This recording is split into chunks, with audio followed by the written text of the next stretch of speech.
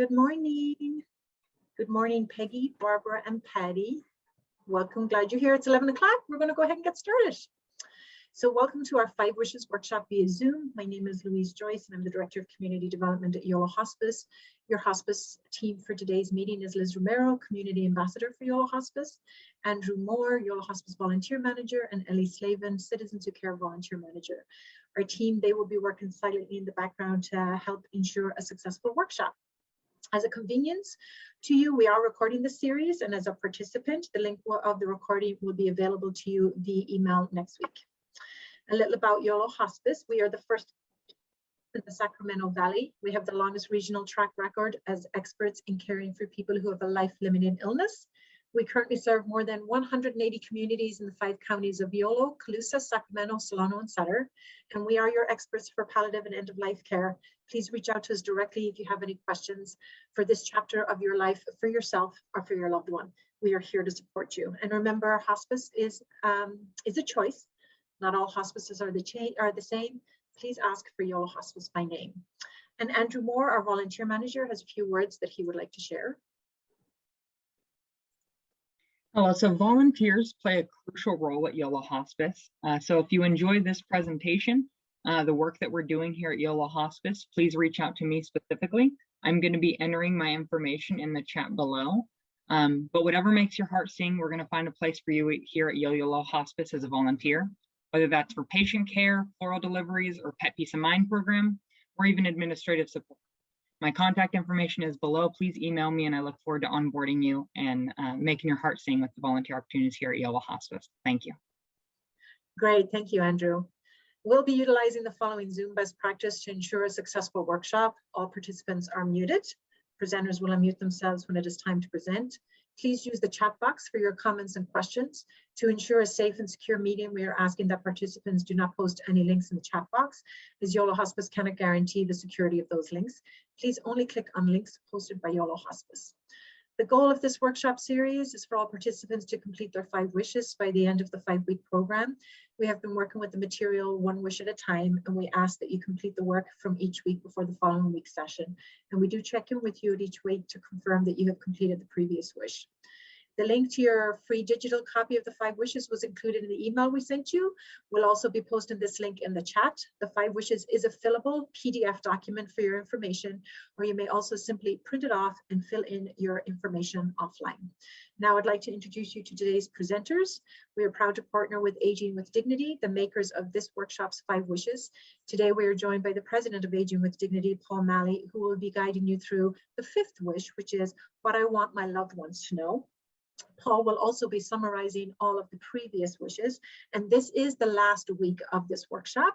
I'd like also to thank Alison Kent from Listen Inc. for joining us today. Alison will graphically record your questions and comments. Please use the chat box for your comments and questions during the presentation. Your names will not be used in the drawing, and then Paul will utilize Alison's graphic recording for the Q&A portion of the workshop. For those questions who do not get answered during the workshop, we will continue to work with Aging with Dignity offline and get them answered. And we will then forward to you via email a picture of Alison's graphic recording of Wish 5 with your questions answered. Before we begin, please answer the short poll survey coming up on your screen. It will provide us with important data as to where you are at with your advanced care planning process. And we so appreciate you taking a moment to answer these questions.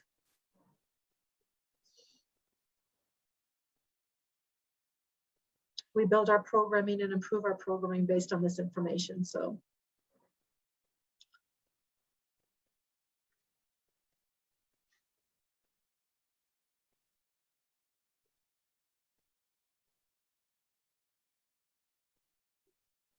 okay. Thank you so much. We're at 4 of 6, 66% right now. Okay. I think we can end it there, Liz. Thank you. Oh, wonderful. Great. Thank you, Liz.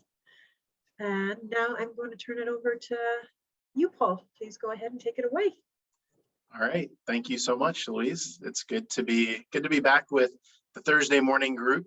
And even though it's kind of a little bittersweet since this is our last session with everybody together, but it's good to be with you. And Andrew, a shout out to you because I love the way, I don't know if it's a Yolo Hospice way of phrasing things, but I love the idea of thinking about and asking what makes somebody's heart sing. That's so beautiful. And it's so beautiful that it's something that can kind of be said and then it just moves past. But I found myself thinking as I heard you say that, like, I wonder what makes my heart sing.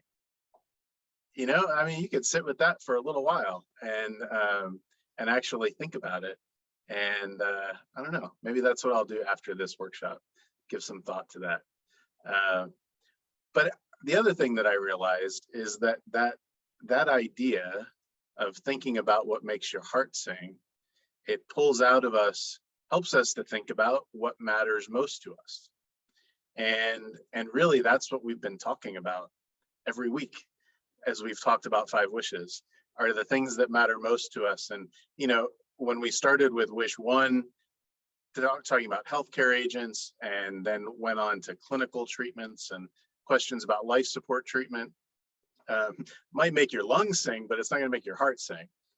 But wishes 3, 4, and 5, these get into the things that really are about matters of the heart and soul, and really do pull on those questions of what matters the most to you, what brings you some joy and happiness, not perfection, but joy and happiness, and might make your heart sing. So so that was on my mind just as we were starting, and it's such a it seems to be an anthem or a hallmark of Yolo Hospice, and I think that's beautiful, and I keep doing that, keep making people's hearts sing.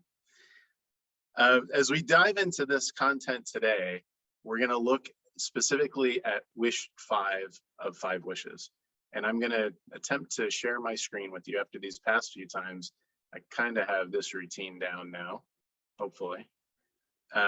So I'm going to walk through wish 5 and then also give some just general tips on what to do after you've completed your 5 wishes. I know looked like from the poll that a few of you maybe have not attended the previous workshops, and that's okay. You can pick up and follow along with us. I know if you haven't attended or participated or seen the previous workshops, Yolo Hospice is providing them by video, so you can ask for that. And remember that in the chat box and probably in your email that you received with the link for today's presentation, there's a link where you can use the 5 wishes, a digital version that's provided to you by Yolo Hospice. So if you've been with us each of these weeks and you're bringing your 5 wishes to completion, that's great. If you're just hearing this for the first time, stay with us and then go back and watch some of the previous sessions if you like. But just to put us in context, we've talked about the first 4 wishes, naming somebody to be a healthcare agent who we trust to be our voice, giving specific instructions about medical treatment that we want or don't want. Then wish 3 focused on physical comfort and ways that the people caring for us could help us to feel comfortable physically. Then wish 4 looked specifically at how we wanted to be treated by other people, our family, our friends, our caregivers. And wish 5 now drills into the question of what do we want our loved ones to know? So unlike wish 3 and 4 that were a half page each, wish 5 takes up a whole page. And since 5 wishes is a short document, we aimed it for it to be, we didn't want it to be something that, looked intimidating or would take too long to fill out. So the fact that wish 5 is 1 page, a full page, is significant. There's a lot to say here. There's a lot to be said. There's a lot to think through. Wish 5 starts off, and this is in the similar format to wishes 3 and 4, where everything is written in the positive. It's saying, I wish for XYZ, or I would like XYZ. And if there's anything that you see that you don't want, anything that doesn't sound right, anything that's not expressed in the way you want it to be, you can cross it out, or you can write notes, additions, either in the margins or in the pages below it. The first bullet point there on wish 5 says, I wish to have my family and friends know that I love them. It's a pretty simple statement, and it's something that I will tell you from experience of hearing from family stories, families that have contacted us after their loved one had filled out 5 wishes and they cared for them. This means a lot. It matters. And sometimes this brings up some interesting conversations, family conversations, as you're talking with family or friends about this, as you're filling it out for yourself. And other times it becomes really a beautiful record of legacy that somebody might have to hold on after a person, a loved one, has died. And to then see in writing that they had expressed these things like love and forgiveness. The first bullet point there is about, I want my family and friends to know that I love them. The second one touches on forgiveness. I wish to be forgiven for the times I've hurt my family and friends. I want my family and friends to know that I forgive them for the times that they may have hurt me in my life. All of these things are often, they're pointing to topics of conversation that would often happen at the bedside when somebody was very sick and nearing the end of life. When families were together geographically, it was easy to kind of rally around the bedside. And there was a chance then to express these top of mind, top of heart feelings. And so often today, that opportunity isn't there at the end of life and the moments leading up to the end of life. And it might be because a person was chronically ill. It might be because they've lost the ability to communicate. It might be because they're just very far away and it's not possible for a family visit. So that's what Wish 5 does, is that it takes some of those elements of conversations that we know from history and from example of people who have used 5 wishes, but even for people before 5 wishes existed, that they said, when it comes down to it, here are the things that really matter in those moments near the end of life and how I want to be remembered. That's what Wish 5 helps each of us to unpack. And it goes on after those first 3 bullet points. Some of the options are, I wish for my family and friends to know that I do not fear death. I think it's not the end, but a new beginning for me. Another one says, I wish for all my family members to make peace with each other before my death if they can. Another one, I wish for my family and friends to think about what I was like before I became seriously ill. And I want them to remember me in this way after my death. Now, I've heard from some people that when they read some of these statements, it sounds, I'm paraphrasing here, but they might say, that sounds kind of like what I want to say, but not exactly what I want to say. So feel free to think of yourself as the proofreader here that is making these words match what you want to say. So you can cross out, you can underline, you can cross out and then make an addition above. If the words don't sound right, you don't have to agree to these exact words. They're there as prompts, as suggestions, as common things that people want to be able to express. But remember, it's there for you to make it your own. So don't be shy. It's your document, so you can make it say what you want it to say. This request for my family members to make peace with each other, if they can. If they can is an important point. It does say that for some folks that think, well, I wonder if it's okay to say this because what if that's not possible? And I'm sure probably if we dig back far enough within each of our families or close friends, we know circumstances where that has been the case. So it says, I wish for all my family and friends, my family members to make peace with each other before my death, if they can. And throughout this series, I've been sharing examples because I think to me, they're powerful lessons to me, and I'm just the messenger. I just pass them on to you. But I do remember one woman relaying the story to me about how their family used 5 wishes. She used it, after her husband had had a stroke. They were making decisions about life support treatment, and there were difficult decisions to be made on that front. But she said that her husband had put a star or an asterisk, or he made a mark next to this bullet point to show that it was important. And she said to me, she said, you know, my two sons, they didn't speak to each other before their father died, but later that day they spoke for the first time together in over 5 years. And she said, I don't know if that would have happened without 5 wishes, but they read their father's 5 wishes, these two sons, and they saw that it was important to him. And I don't know if they would describe themselves as making peace with each other. I don't want to attribute anything there that didn't happen. But in this woman's mind, she was grateful, I would say not to 5 wishes, she was grateful to her husband for communicating that that was important to him. Because what she saw then was that her two sons were responding in a way that they wanted to honor their father's wish. And she looked at that and saw a lot of beauty in it, in their response, and in his wish for it to happen.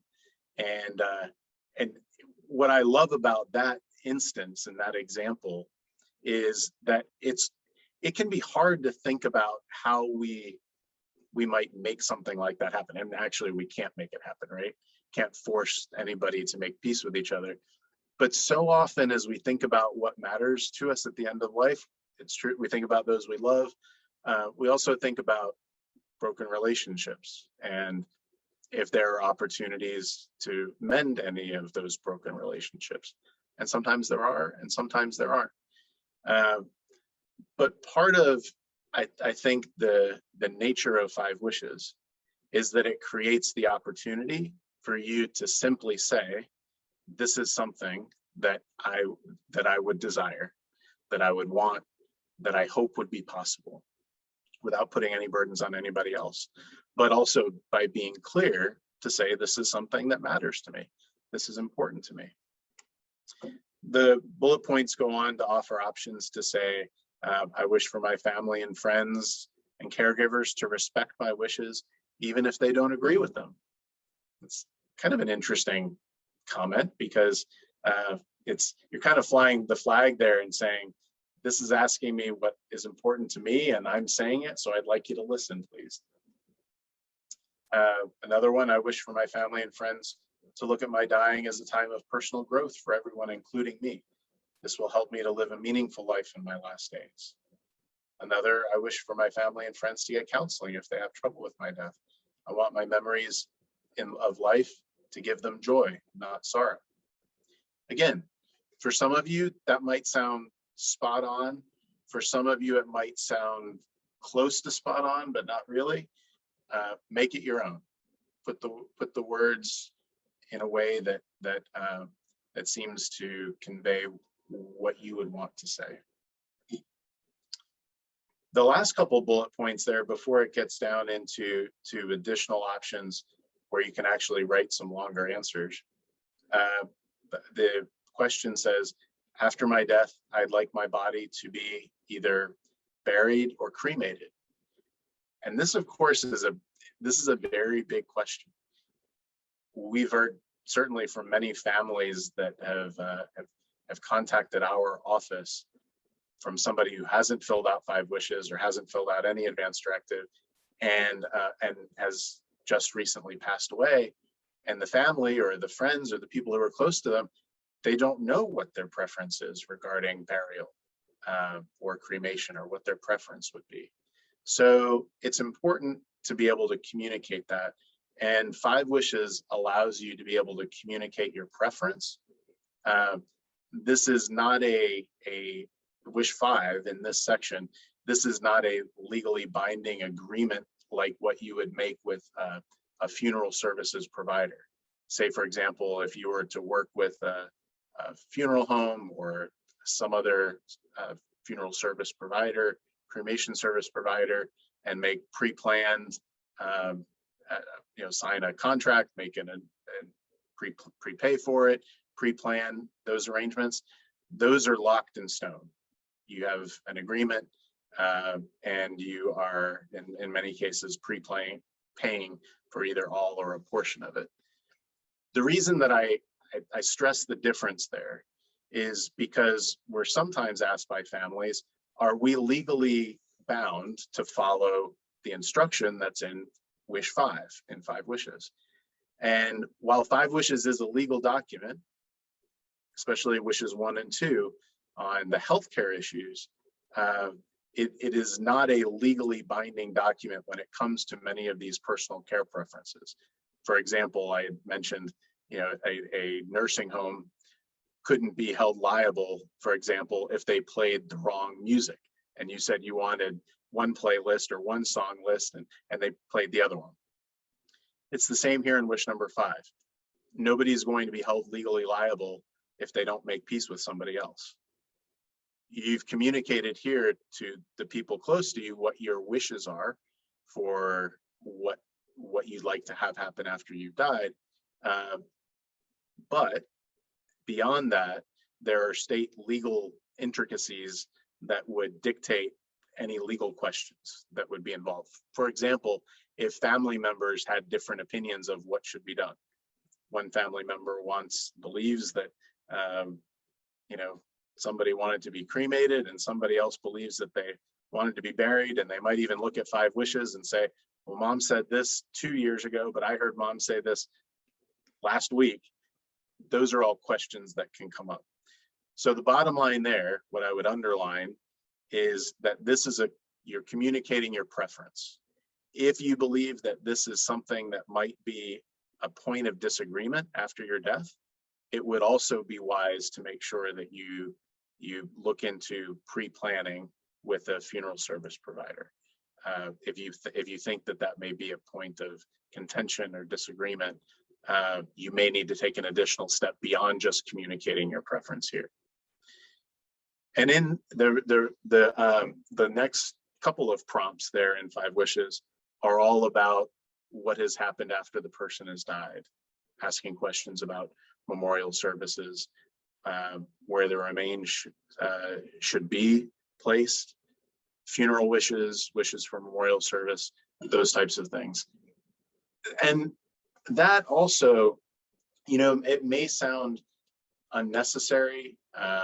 Some people might say, well, I'm not going to be there. I don't need to know. They can decide whatever they want to do. But I can also tell you that for family or friends, their desire usually is to do the right thing, and they would want to make decisions, make plans that they know you would appreciate and that you would want. And a little bit of direction can go a long way. Even if it's direction about the question of burial versus cremation and memorial service or funeral service or religious service. If there are traditions that you want to have honored and respected, this is the place to write that. If you would like to have a memorial service and there are certain songs that you'd like to have played or part of that, readings, poems, whatever the case might be, you can attach that as an additional piece of paper to say, here are the things that I would like to be part of that memorial service. So as much or as little as you like, you can add that to it. But I do think it is important as much as possible to give some direction, especially to a younger generation that might have the desire to do what you would want, but are unsure what that means and what that looks like. We hear that oftentimes with, I mentioned a younger generation because oftentimes grandparents, for example, might have specific traditions that they would want to have followed that their grandchildren or even their adult children are just unaware of. So this is the place to be able to write that and to convey it and to talk about it too, as you talk about your 5 wishes. The next one is, if anyone asks how I want to be remembered, please say the following about me. And this is a case where you might want to add some extra paper or attach something to it because there are 2 lines there. So you could take that as a writer's challenge and come up with the the if you only had 2 lines, what would you want people to say about you? Or you could attach a page or pages to it. Sometimes I've heard this described, this question in general, as an ethical will. It's like, what ethics or values do I want to be able to be remembered for that maybe I've passed on to somebody else? When people think back about me, what are the first things that I hope that they remember or recall? That's what's under this. There's probably a connection between how you want to be remembered and what makes your heart sing too. Those things probably have some type of a connection to one another. The next question is the one about memorial service, and if I wish for the service to include the following, and it gives the prompts of music or songs or readings. Another one that's interesting is this prompt. It says, it's important for my healthcare providers to know what matters to me. I wish for them to know the following. So you're letting your healthcare providers, your caregivers know here, if there's one thing that you needed to know about me, or 2 lines worth of things that you could know about me, here's what I hope you know. And that could be anything. It could be something about your medical condition. It could be something about your biggest challenges. It could be that the most important thing that you want them to know is what you don't want, or what you do want, or who's important to you, or who you want to be near around you. Any of those things. It could be a cultural, religious, or a spiritual component when asked what's most important to you. And from that perspective, from the healthcare provider's perspective especially, I think we're looking at that through the lens of, as your doctor, your nurse, your caregiver, what should I know? What's the most important thing I should know about you that would help me to give you the best care possible?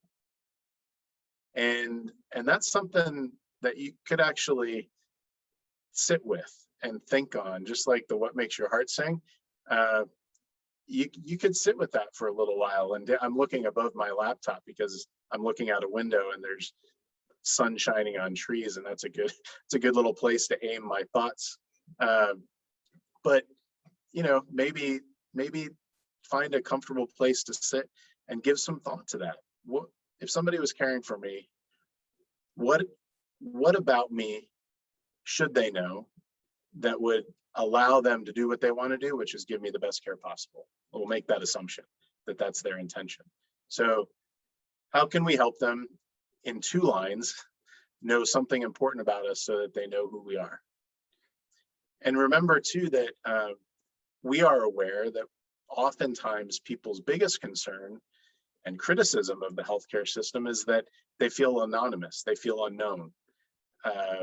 And that's in spite of healthcare providers, I believe, fervent and sincere desire to know the people that they're caring for and to give them the best care possible. Sometimes reality is what reality is, and there are multiple patients to care for, and everyone's doing the best they can. But we as patients or future patients can also do our part by filling in these simple blanks to say, here's an important piece of information that if you know it, you're probably going to do right by me. You're probably going to do the best thing that you can for me. That's why that's there. And then the last one is just a prompt to use the space below for any other wishes.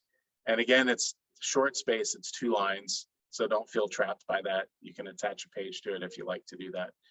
But it just opens up the prompt for anything else that you wish to relay to your family, to your close friends, to your caregivers, to your healthcare caregivers as well.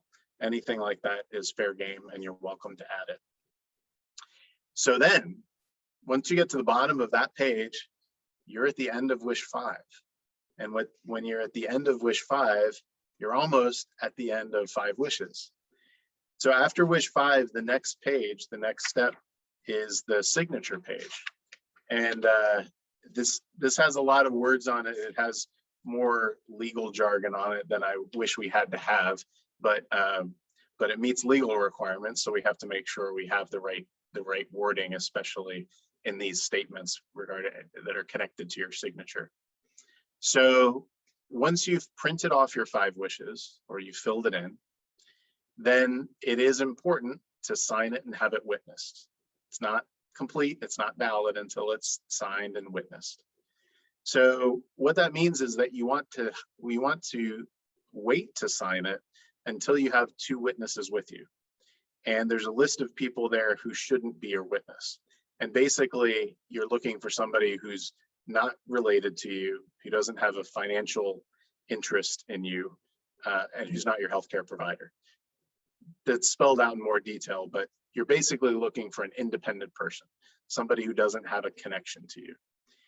That could be a neighbor, it could be a friend, it could be somebody at church, it could be somebody walking down the road in your block, and anything. I know that it's been a challenge over the past year and a half when we're not around a lot of people to have witnesses. So I remember when I was updating my parents' 5 wishes, I was gonna knock on a neighbor's door and say, hey, can you come out and meet them in the front yard? We were literally gonna sign their 5 wishes on the hood of the car so that their neighbor could come out and witness it, and that would have been fine. So think about who you would have as your 2 witnesses. Keep in mind that all they're witnessing is your signature. You don't have to show them any other part of 5 wishes. They don't have to agree with anything else in 5 wishes. They don't have to see anything else in 5 wishes. All they're looking at is this one piece of paper, this one part of 5 wishes, and they're witnessing that you are who you say you are, and you are of sound mind when you sign your 5 wishes. There's space there that allows for notarization because there are a few states that require a notary in addition to witnesses. So there's space there that allows for that. I know many of you in this session are residents of California. So I'll let you know that one option in California is that you can have a notary, one notary, in place of the 2 witnesses. So if you're not able to get the 2 witnesses, you are permitted in the state of California to have instead one notary. So you could take that to a bank. If you know somebody who's a notary, it can be notarized in place of the 2 witnesses. Not required, and it's not described in 5 wishes because it would be overly complicated to tell everybody in all 50 states what their state specific permissions are. But I relay that to you because I know many of you are in the state of California. So that is a bit of flexibility that you have. If it's easier for you to get a notary, you can do that, or you can get the 2 witnesses, whichever one is easier for you. So then after you've done that, and actually you don't even have to wait until after you've signed your 5 wishes, but be sure to go to this website. It's on our webpage at 5wishes.org. So if you just type in 5wishes.org and then the \activate, you'll get to this screen where you just have to enter in your name and your email address and your state. And the reason that we encourage you to do that and also to fill in your state is because if there are any changes to the legal requirements, legal issues, anything related to advanced care planning, then we'll be in touch with you by email. We'll let you know that something is new, something is different, something has changed, and then share with you a few prompts on talking with your family and your doctor to make sure that you have that on your radar. Speaking of that, once you have filled out your 5 wishes and you've signed it, then you want to make sure that you don't keep it a secret. The last thing that you want to do with 5 wishes is fill it out and then put it in a safe deposit box and forget about it, or put it, you don't want to hide it somewhere where nobody knows about it and you haven't talked about it. So think about how you would talk about this with the people who are close to you. It could be your family, it could be your next door neighbor, anybody who might be a caregiver for you, anyone who would be involved in making care decisions for you, this would be an important conversation to have, so that if you are seriously ill in the future and 5 Wishes is coming out, it's brought to someone, you don't want them to see it for the first time or hear about it for the first time when they don't have the opportunity to engage you in a conversation about it. Because it is a lot different, and we know this for certain from families who have used 5 Wishes, that it's nice to have the written record and the signed document. That's good. Oftentimes families will remember even more than the written document. They'll remember, oh yeah, remember when we sat down and we talked about this with mom or dad, or who, fill in the blank of the name. They remember that conversation, and that oftentimes becomes even more of a pivotal point, a moment of memory, than even the written documentation, as important as that is. And you can use, all of you on this workshop, if you've participated in this session, you can kind of use this as your excuse to say, I participated in this webinar. You can choose to say if it was presented by Yolo Hospice or not, but I filled out 5 Wishes, and can I tell you about it? Just in case you ever have to make decisions for me, I don't want you to have to guess. So can I tell you about what I filled out? Or you can also use some other excuses, like, I saw this on a TV show last night, or, if there was you're watching some show and there's a hospital storyline and something came up, you can use that as a springboard. Or it could also be a memory of something that you experienced. It could go back to when you were a kid. Say, I saw this happen to my grandparents or my great uncle so-and-so, and I don't know if I've ever told you about it, but let me tell you about it. And either here's what I like about it, or here's what I don't like about it. You can say, great aunt so-and-so, she did this right, and this went really well. And I hope, that I can have the same experience. Or it might be somebody else where you say, this went really, really badly. It was really hard, and I don't want that for me. I don't want that for you. So let's talk about it. And as a reminder, I think I mentioned this, especially maybe even when we were talking about starting with Wish 3, that you don't have to go in sequential order when you're talking about 5 Wishes with somebody, with family or loved ones especially. I'd say start where you feel the most comfortable. If you feel the most comfortable starting with Wish 3 and talking about physical comfort and and those types of things, that's a good place to start. If it's an easier starting point just to start with Wish 5 and start with, I want you to know that I love you, and so these are some of the most important things that I want you to know that are important to me, you could start with Wish 5 and you work your way backward. Whatever is the most comfortable place of 5 Wishes for you, I think that's the place to start. Then remember, you also want to be sure to talk with your doctor about 5 Wishes.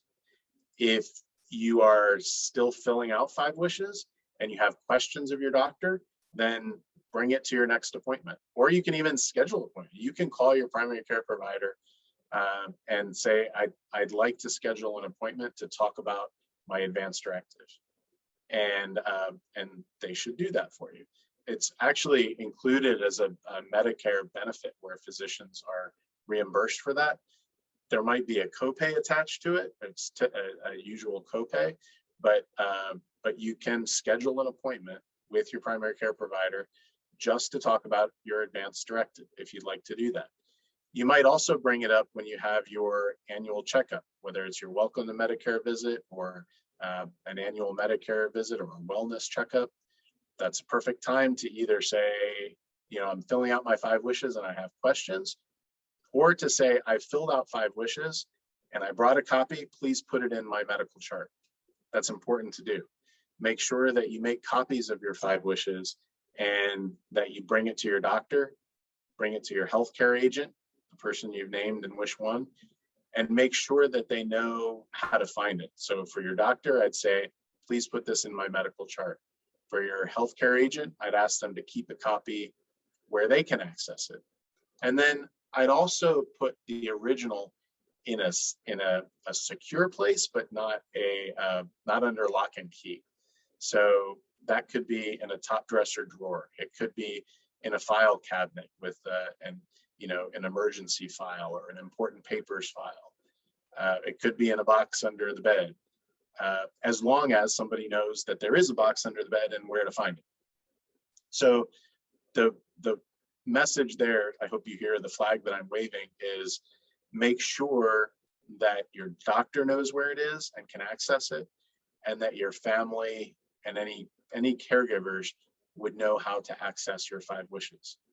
Because for as much as we want to be sure that we're making sure that your 5 wishes is in your medical record, electronic medical records are nice. They can keep track of a lot of information, but they're not perfect. So for my parents, I know I have a hard copy of their 5 wishes, a piece of paper where I know where I can get it at my house. I have a scanned PDF saved that I could access on my phone, and I've actually used that when my mom was in the hospital, and I was able to pull it up and email it to her social worker from my phone. That was very helpful. And then my parents have their document, and they've given it to their doctor. So that's the kind of the sphere that you want to be able to make sure you have your 5 wishes, your doctor has it, and it can be accessed. And then the people you've named in wish number 1 or any other family or caregiver friends that you would want to have access to it, that they know how and where to get it. And then before I turn it over for questions, I'll just give these last reminders that in addition to Yolo Hospice being right there in your neighborhood and happy to help and experts at all of this, if you have any questions, you're also welcome to call us at 5 Wishes. Our toll-free number there is there. It's kind of easy to remember. It's 888-5-WISHES. Most people just have to remember that it's not 800, but it's 888-5-WISHES. So we're easy to reach us, easy to call. The website 5wishes.org has additional resources that are available, documents in different languages and conversation guides. And if you have any other questions or any feedback for me, ideas, tips on how this message could be improved, what could be better, what's missing, any of that, I really welcome that from all of you, from those who are attending as well as the team there at Yolo Hospice.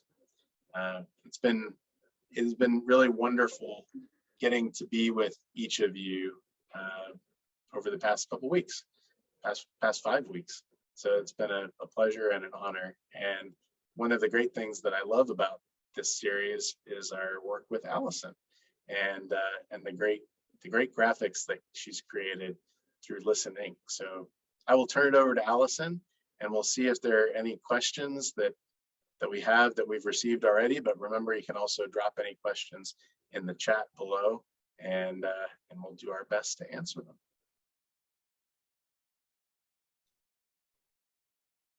Thank you, Paul. So are you able to see my screen? Yes. Are you able to see my screen? Excellent.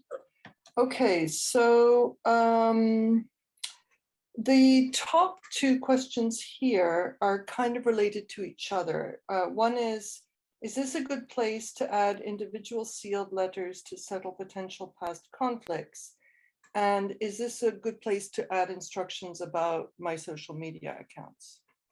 Yes and yes. So on social media accounts, we actually give that prompt in the last prompt about if there's anything else that you'd like to add.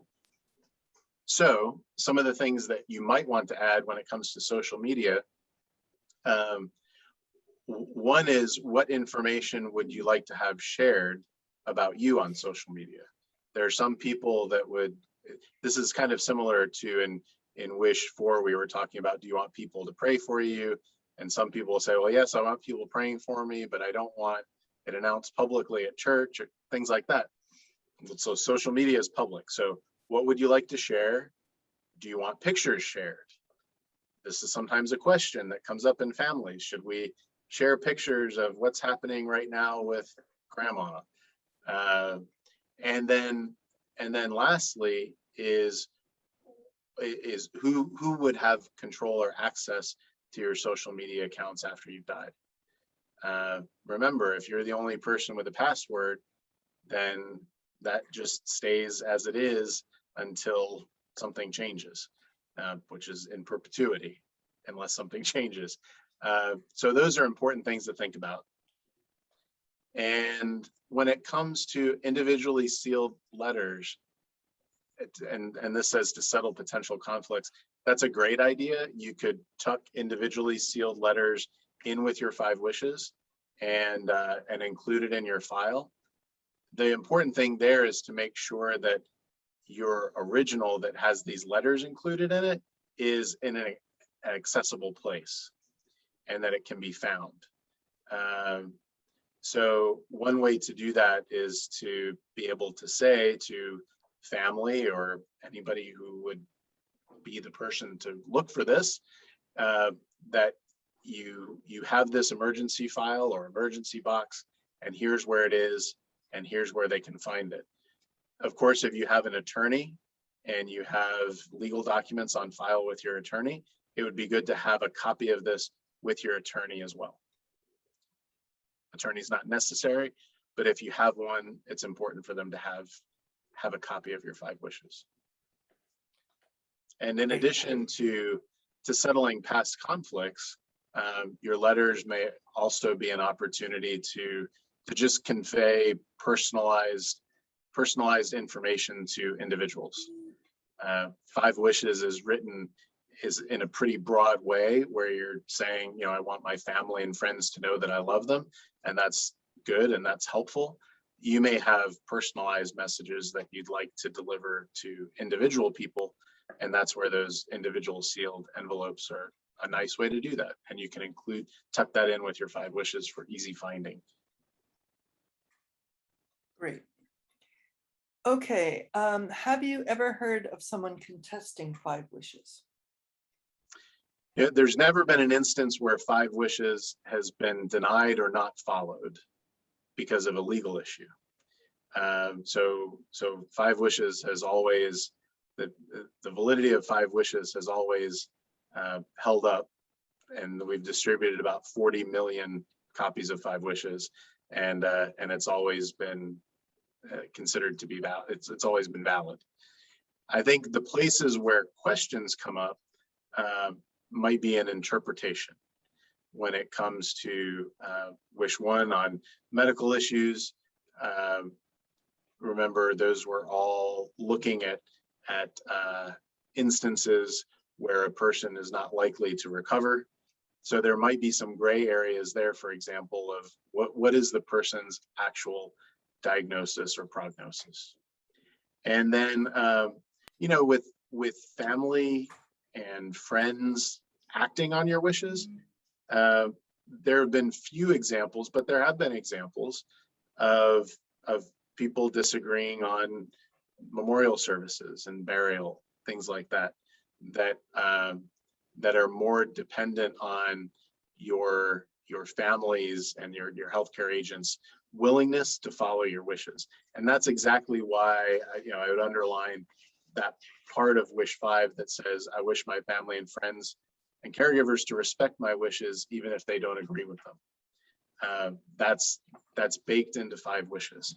It's included in 5 wishes that request is made to honor the wishes expressed. And then we hope that is true and that it's honored. Great. All right. Can the 5 wishes document be modified electronically? So if you're using the digital version of 5 wishes that's provided by Yolo Hospice, so you can change your wishes, your answers, your additions. There's a text box there that you can click on that allows you to write in free text with any of the bullet points, and then what it does is it adds that as an attachment to your 5 wishes. But it can't be. There's not an electronic version where you can go in and edit the document and change the words around that way. So you can add your own words, you can cross out, and you can do that digitally on the electronic version, but not rewriting the document. Great, thank you, Paul. I'm sorry, I'm having unstable internet. Can you see this right now? Okay. Yes. So to summarize, the 5 wishes document can be modified electronically if you have the digital version. Is that correct? Yes, you can add to it.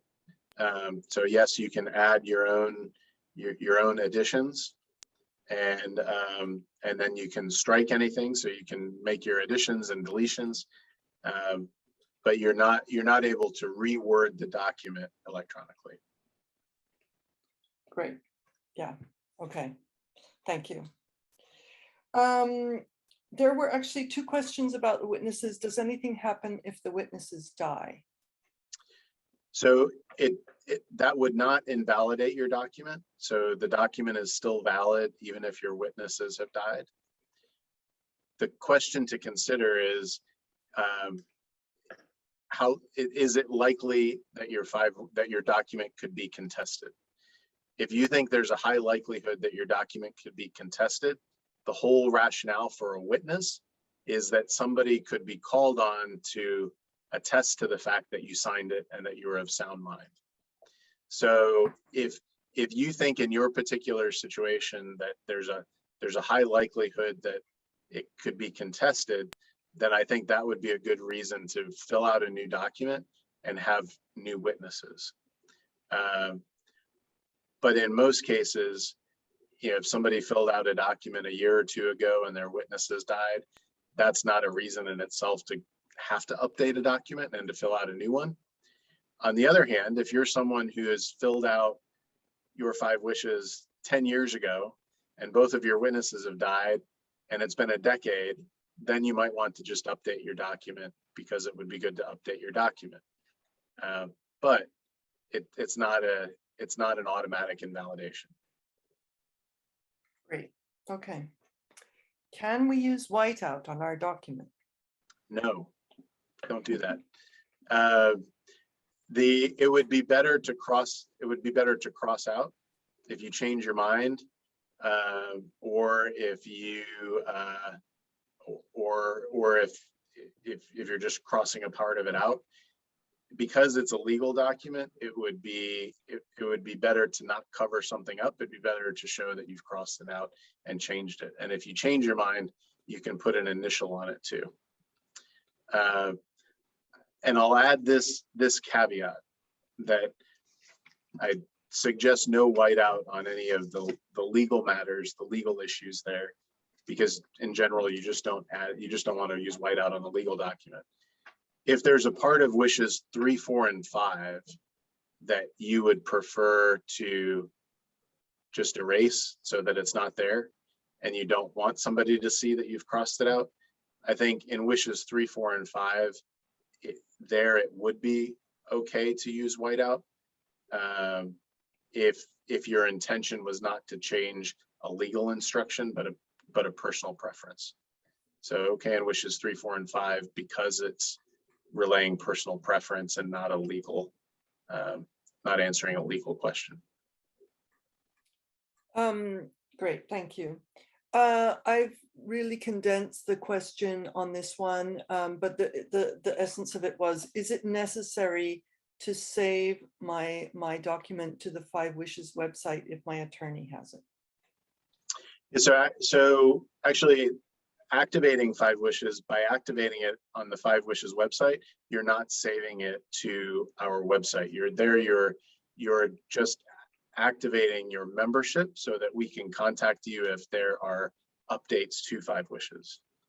And that's not required. So that's just something that we offer so that we can keep you updated if there's new information to know. However, in addition to making sure your attorney has 5 Wishes, I would make sure that it's accessible to your healthcare agent also. I think I would avoid a situation where the attorney is the only person who knows that your 5 wishes exists and it's in the attorney's file, because then the question is, when will somebody call your attorney? Might not be until after you've died. So, so you want to make sure that your family and your caregivers have access to your 5 wishes whenever they need it, and that they don't have to jump through hoops to get it. Great. All right, so there were a couple of other questions that came up while I was reading the other questions. One is, if your document is in the medical record and no one can find the original, will it still hold up? Yes, because copies are valid. So your document being in the medical record, or even a paper copy, even if it's not an original, can still be followed and acted upon. My suggestion is to always make sure the original is accessible. I think the reality in practice, how this would play out, the only time that the original would be requested is if there were some disagreement or if the document were contested. So you know, in all cases, healthcare providers, they will rely on the information that's in the medical record or a copy, unless there's something that tells them that it's incorrect. And then the question, and then it would be about, well, let's prove it. So then the question would be, where's the original? Right. And that happens very, very, very, very infrequently. Okay. A question here that also has just come out. Do I put that I want my dog around for comfort whenever possible in wish 3? Perfect place for it, yes. Mm-hmm. And that's important information to know. That's a good place to put it. Okay, and a final question is, does the attorney need it at all? They don't need it, no. You know, because it's mostly your family, your caregivers, your healthcare providers that are acting on it. The suggestion to give a copy to your attorney is that oftentimes, if you have an attorney, you've likely completed an estate plan or some sort of last will and testament. And sometimes in that estate plan, there are also included durable powers of attorney for healthcare, and you wouldn't want those to conflict. So the bottom line message with an attorney is that you're not required to have one. You can use 5 wishes without an attorney. But if you work with an attorney, then you should tell that attorney that you have 5 wishes, and it helps to share a copy, but you don't have to. Okay, thank you. I will add that when we are all done, but this is what I have for today. And I'm actually going to ask you this straight out, Paul. I did include Ira Bayek's little grid here of sort of the 4 things that people should really say. I'm sorry, please forgive me, I love you, and thank you. Is that okay with you? I know you didn't mention it, but it's a that's nice perfect. Yeah, and schema. I would just and you could even note that on there that it's from Dr. Ira Bayek, because that's a great concept, and it's certainly baked into 5 wishes. Yeah, for sure. I was getting that sense, so thank you. Yep. Right. All right. Is there anything else anybody would like to ask Paul?